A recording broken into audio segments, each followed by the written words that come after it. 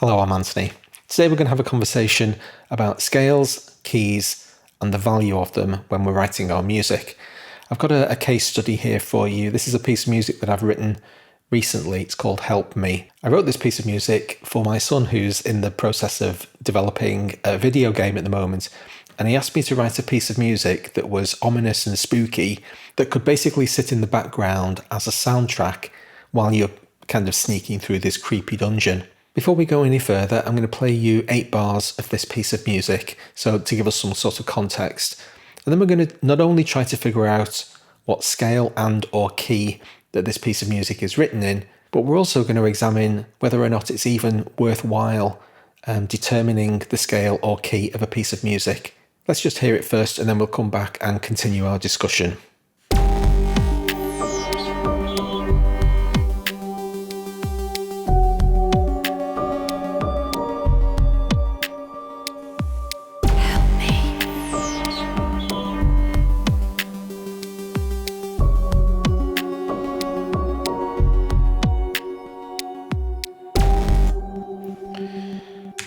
First things first, a quick note about the words that we're using today, scale and key. So scale is talking about the palette of notes available to you. What's your entire kind of chromatic landscape? Key is really talking about where you're centered, what your root note is. So if we say we're playing in the key of C, that's fine. But my question to you is C what? C major, C minor, C harmonic minor, whole host of different scales that you can choose from. As a wider concept, why do we even care? What's the point of discovering what scale or key you're playing in? Well, that's not a trivial question, and it's a genuinely useful one to ask. Depending on the company you keep, you're going to get different answers. If you talk to a jazz musician about the value of a key or scale, they might say to you, well, I don't really care, I just play the changes. That seemingly simple term, play the changes, opens an absolute Pandora's box of complexity, because what you're really saying when you use the term play the changes is that you have a dynamic or fluid understanding of what the key of the song is, and you're reacting to the underlying chordal structure. Now that's all the kind of stuff we're going to talk about today, but I've kind of run ahead of myself. Let's strip it back and actually consider the music that we're listening to here, and why it's pretty difficult to infer from this piece of music what the scale or key is. Now, I think it's important for me to say at this point that I typically do need to know what scale and key that I'm playing in. The reason for that is because I need to know what notes I can use to improvise over the top of the music that's going on in the background. I don't have that jazz musician's intuitive understanding of harmony to be able to pluck this stuff out of the air. So if a particular sequence of notes is playing underneath me, I need a little bit of a crutch to say, well, these are the possible notes that you can use when improvising a melody over the top of it. When I came to write this piece of music, however, that philosophy, that principle kind of got me in trouble, and I needed to have a bit more of a think about it. I needed to be a little bit more dynamic about my understanding of harmony and scalar structure. Let's have a look at the bass line. Let's start from the bass line. Well, the bass line in this piece of music is pretty much useless, because all it does for the entire piece, we're only cycling around 8 bars here, but literally for the entire piece, it oscillates between F sharp and F, and that's all it does. So there's very little harmonic information there to help us determine the key of the piece. Well, I thought it might be quite fun to approach this piece of music as if we're doing some investigation. We're trying to kind of deduce evidentially what the key of the piece is. Now, at this point, it's worth saying across the entire piece of music, which is nearly 9 minutes long, there is not a single chord played. The entire thing is constructed from multiple different melody lines superimposed over the top of each other. So we can't play the changes from a chordal perspective because there are no chords there.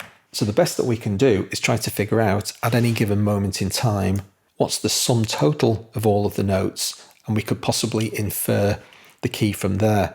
So we started off with F and F sharp. So if we say we're coming from the minor second down to the root and we're treating F as the root, here are all of our potential scales. If we decide that we're in the key of, well, G flat as it happens, then we'd be starting off in the root and then going down to the major 7, which is the second note. Really not very much use with only 2 notes, so let's move on. Let's have a look at what else is going on. The first melodic instrument for us to have a look at is this Dusk of Angels preset, and this is moving from a G up to a D, and then later on down to F sharp. So we've introduced a couple of new notes now, a G and a D. Let's plumb them into the guitar tutor. G and D. And already a pretty dramatic thing's happened. Because we've got this cluster of 3 semitones all grouped together, we've very quickly eliminated almost all possibilities. We're actually down to 2 scales, and one of them is the enigmatic scale, and incredibly exotic, hardly ever used. I've never written a piece of music in the enigmatic scale. So essentially we've come down to a single scale. Only the major gypsy scale contains all of those 4 notes. But something else very interesting is going on here, because at the beginning of the bar, we're playing a G. Remember the bass line was playing an F sharp. Just zoom in a little bit. This very simple 3-note melody line adds some extra evidence to our investigation that it's initially pretty easy to overlook, because now we have 2 separate instruments that are starting to deal in 2-bar chunks. Remember the bass guitar modulates between the F sharp and the F every 2 bars. This synthesizer line also subscribes to that principle. So let's kind of stick that in the evidence notebook for now and move on to the next sound. This third sound initially seems pretty uninteresting because it's literally only a single note. But just because it's only a single note doesn't mean it's not interesting. Now we've got 2 different sounds, Black Hole and Dusk of Angels, that are both starting off with G. So for those first 2 bars, now we're heavily implying that we're based in G. It could very well be that this bass line note, the F sharp, was a red herring and we're not in F sharp at all, we're actually in G. Our root key was wrong. And once again, ignoring the enigmatic scale, I literally only put that in there because Joe Satriani wrote a piece of music called The Enigmatic, but I've never actually written anything in it. So now maybe we're coming to the conclusion that we're in the Hamsigiri scale, which is another one of the modes of Hungarian Gypsy. Entirely possible. Let's have a look what else is going on melodically. Well, the evidence book is really filling up now. This is another thing that starts in G.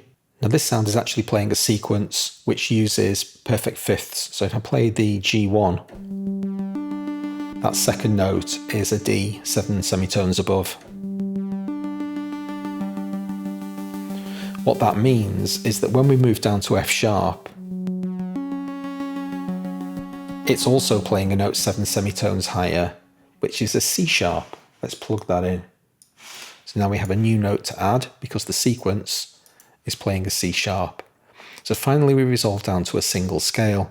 Surely we must be playing in G Hamsigiri. The piano line is melodically the most useful of all of the parts. This is what the piano line sounds like on its own.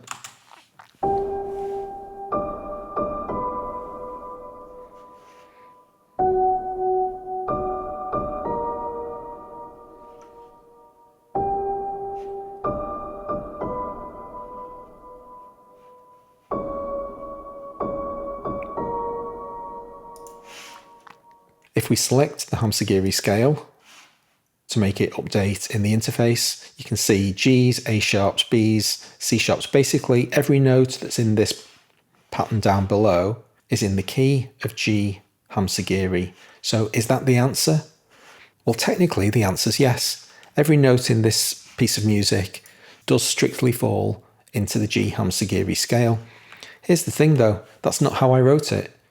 When I wrote this piece of music, I used a completely different principle or profile to select the notes that I was going to play. What I actually did was modulate the key every 2 bars. When I was writing the piece of music, the candidate notes that I used were actually from the major gypsy scale. So here's G major gypsy. This is what I actually used when I was writing the piece of music. This piano line was written using the major gypsy scale. The problem is that when we switch down to this F sharp section, can you see F sharp, D and A sharp? A sharp isn't in the key of G major gypsy, But what I was doing internally in my mind, I actually had 2 copies of Guitar Tutor open so that I knew all of the notes that I was allowed to play. And I've just realised I should have been in keyboard mode all of this time. What I did musically when I was writing this piece of music was that for 2 bars, I was in G major gypsy. All of those notes were available to me. And for the second 2 bars, I modulated down by a single semitone to play in the key of F sharp major gypsy. So I was always playing a single scale, but it was modulating every 2 bars. So in my mind, that's what I was doing. That's why you see this A sharp here, these C sharps up here, because these were the notes that I was considering myself, and I put this word in air quotes, allowed to play.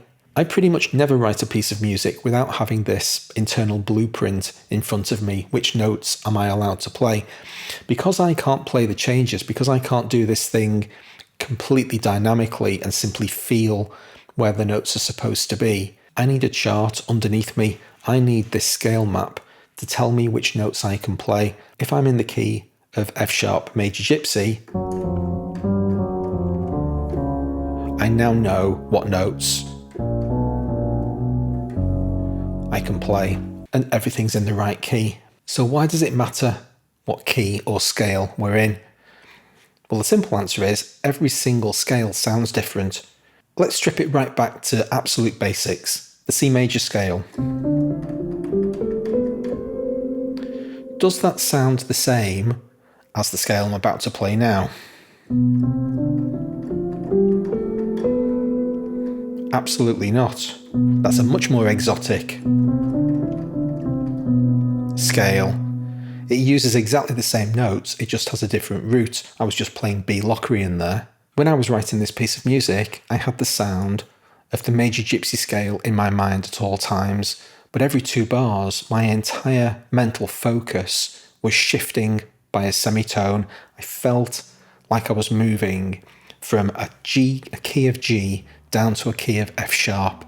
That's how you get the feeling of this piece of music. If I play something in G major gypsy,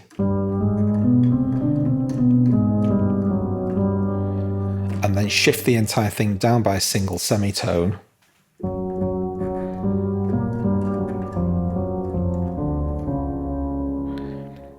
that's the blueprint for the piece of music that I wrote. It's not this Hamsagiri scale, which accidentally contains all of the notes of both of those major gypsy scales and could potentially do the job.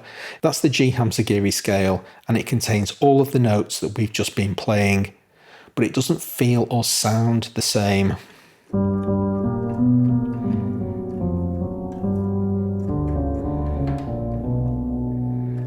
It's a completely different feeling. It would result in a totally different piece of music.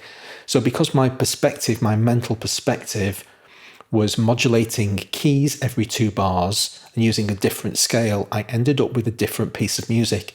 It did matter, both the scale and the key that I selected. That's why I defined those 2 words at the beginning. It's really important. The scale of this piece of music is major gypsy. The key modulates every 2 bars. I'm just in the process of finishing off this piece of music ready for release, which hopefully will be out in a couple of days. In addition to the piece of music being available on YouTube, my channel members and patrons will be able to download audio copies of this stuff. And at the Project Manager tier, you'll be able to download the project itself. Look out for that, as I say, in a couple of days. In the meantime, hope you enjoyed this video. Please hit like if you did. Don't forget to subscribe to my channel if you haven't already. I'll see you again. Thanks very much.